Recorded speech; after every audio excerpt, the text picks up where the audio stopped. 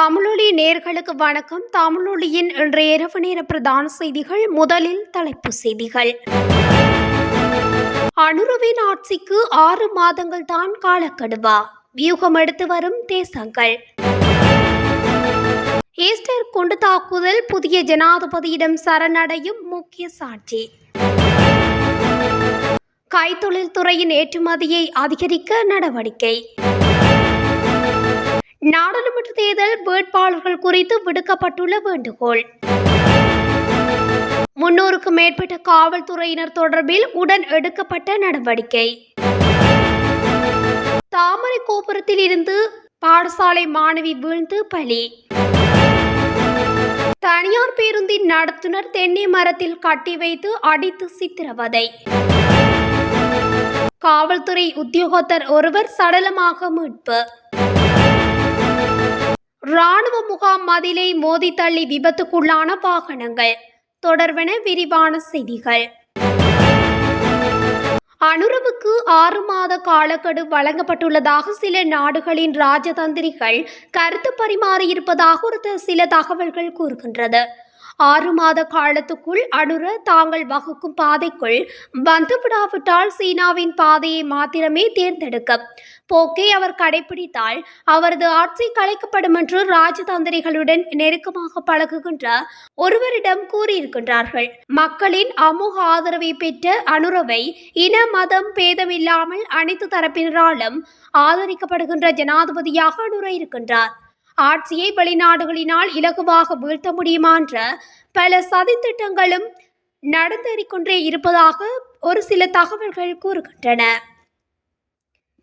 Easter குண்டு தாக்குதல், Joseph Pararajasingam படுகொலை, ஊடகவியலாளர் பிரதீப் எக்னலிகொட படுகொலை உட்பட பல்வேறு படுகொலை சம்பவங்களின் முக்கிய சாட்சியொருவர் ஸ்ரீலங்காவின் புதிய ஜனாதிபதியிடம் அடைக்கலம் கோரிய சம்பவம் ஒன்று இன்று நடைபெற்றுள்ளது.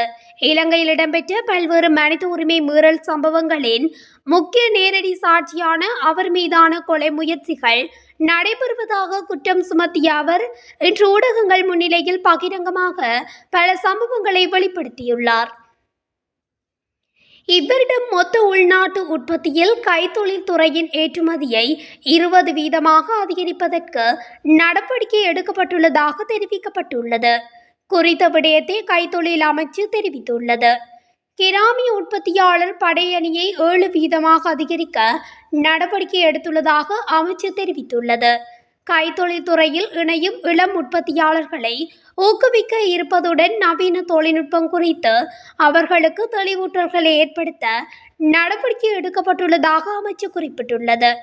அத்தோடு கடந்த ஆகஸ்ட் மாதம் நாட்டின் ஏற்றுமதி செயல்திறன் 1165.4 மில்லியன் அமெரிக்க டாலர்கள் என இலங்கை ஏற்றுமதி அபிவிருத்தி சபை தெரிவித்திருந்தது.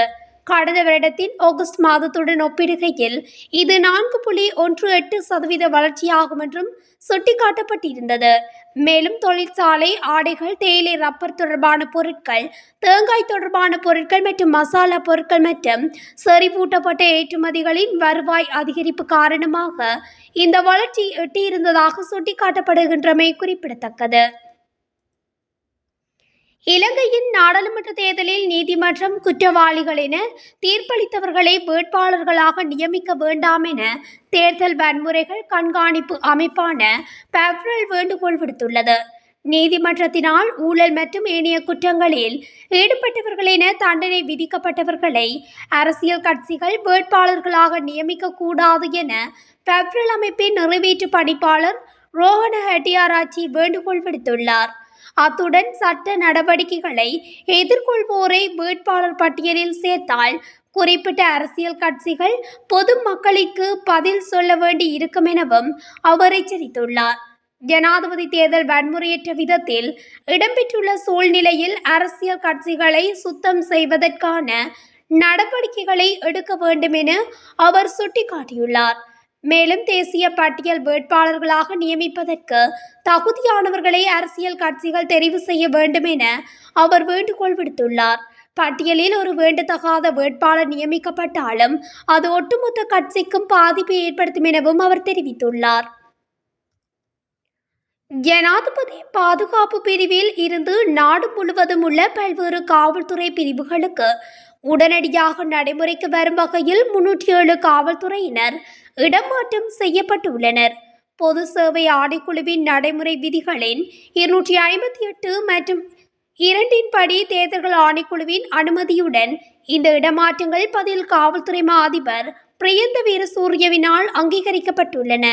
பணியிட மாற்றம் செய்யப்பட்டவர்களில் 11 தலைமை ஆய்வாளர்கள், 5 ஆய்வாளர்கள், 38 சப் இன்ஸ்பெக்டர்கள் மற்றும் 12 பெண் சப் இன்ஸ்பெக்டர்கள் அடங்குவர். இதேவேளை ஜனாதிபதி பாதுகாப்பு பிரிவில் தற்காலிகமாக கடமையாற்றிய 24 காவல்துறையினரின் இடமாற்ற உத்தரவு ரத்து செய்யப்பட்டுள்ளது. அரசியல்வாதிகளின் பாதுகாப்பு பணிக்கான படையினர் விலக்கிக் கொள்ளப்படுவர் என ஜனாதிபதி அனுரகுமார திசாநாயக்க தனது தேர்தல் பிரச்சாரத்தின் போது தெரிவித்திருந்தமை குறிப்பிடத்தக்கது. கொழும்பு தாமரை கோபுரத்தில் இருந்து தவறி விழுந்து பாடசாலை மாணவியொருவர் உயிரிழந்துள்ளார். குறித்த சம்பவமானது இன்று பிற்பகல் இடம்பெற்றுள்ளதாக காவல்துறையினர் தெரிவித்துள்ளனர். கொழும்பு தாமரை கோபுரத்தின் கண்காணிப்பு தளத்தில் இருந்து குறித்த மாணவி தவறி விழுந்து உயிரிழந்துள்ளார். உயிரிழந்த மாணவி சர்வதேச பாடசாலையொன்றில் கல்வி கற்பவர் என விசாரணைகளில் தெரிய வந்துள்ளது. மேலும் மாணவி வீழ்ந்தமை தொடர்பான விசாரணைகள் முன்னெடுக்கப்பட்டு வருவதாக காவல்துறையினர் தெரிவித்துள்ளனர். தனியார் பேருந்தொன்றில் நடத்துனராக கடமையாற்றி வந்த இளைஞர் ஒருவர் பணத்தை கொள்ளையிட்டதாக கூறி கட்டி வைத்து அடித்து துன்புறுத்திய சம்பவம் ஒன்று நடந்தேறியுள்ளது. களுவாஞ்சிக்குடி காவல்துறை பிரிவில் உள்ள ஓந்தாச்சி மடம் பகுதியிலே இன்று இந்த சம்பவம் இடம்பெற்றுள்ளது. தனியார் பேருந்தொன்றில் நடத்துனராக 27 வயது இளைஞர் ஒருவர் கடமையாற்றி வந்துள்ளார். இந்த நிலையில் குறித்த பேருந்திலிருந்து பணத்தை கொள்ளையிட்டதாக நடத்துனர் மீது தனியார் பேருந்தின் உரிமையாளர் குற்றச்சாட்டு தெரிவித்துள்ளார். அதன்பின் பாலடைந்த காணியொன்றுக்குள் நடத்துனரை இழுத்து சென்று அங்கிருந்து தென்னை மரத்தில் கட்டி வைத்து கட்டியால் தாக்கி சித்திரவதை செய்துள்ளார். இதனை கண்ட பொதுமக்கள் காவல்துறைக்கு அறிவித்துள்ளனர். சம்பவ இடத்துக்கு விரைந்த காவல்துறையினர் சம்பவம் தொடர்பில் மேலதிக விசாரணைகளை முன்னெடுத்து வருகின்றனர். யாயில பகுதியில் உள்ள சதுப்பு நிலம் ஒன்றில் இருந்து காவல்துறை உத்தியோகத்தர் ஒருவரின் சடலம் மீட்கப்பட்டுள்ளது. உயிரிழந்தவர் 50 வயதுடைய கான்ஸ்டபிள் ஒருவர் என தெரிய வந்துள்ளது. இவர் தெற்கு அதிவக நெடுஞ்சாலையின் கடுவளை இடைமாறல் பகுதியில் உள்ள காவலர் அணியில் கடமையாற்றி வந்தவர் என காவல்துறையினர் தெரிவித்துள்ளனர். மொனராகலை வரணகமர் இராணுவ முகாம் ஒன்றின் மதிலை மோதி தள்ளி 2 வாகனங்கள் ஒன்றுடன் ஒன்று மோதி விபத்துக்குள்ளாகியுள்ளன. இந்த சம்பவம் நேற்றிரவு 9:30 மணியளவில் மொனராகலை வரணகமர் இராணுவ முகாம் அருகே இடம்பெற்றுள்ளது. எதிர்த்திசையில் இருந்து வந்த பேருந்துக்கு வழிவிடும் நோக்கில் பாதையின் ஓரமாக திருப்பப்பட்ட லொரியொன்றும் கேப்ரக வண்டியொன்றும் ஒன்றுடன் ஒன்று மோதி இராணுவ முகாமின் மதிலை உடைத்து விபத்துக்குள்ளாகியுள்ளன. இதன்போது லொரி மற்றும் கேப் வண்டியின் சாரதிகள் இருவரும் படுகாயமடைந்த நிலையில் இராணுவ வாகனங்கள் மூலமாக மருத்துவமனைக்கு எடுத்து செல்லப்பட்டுள்ளனர்.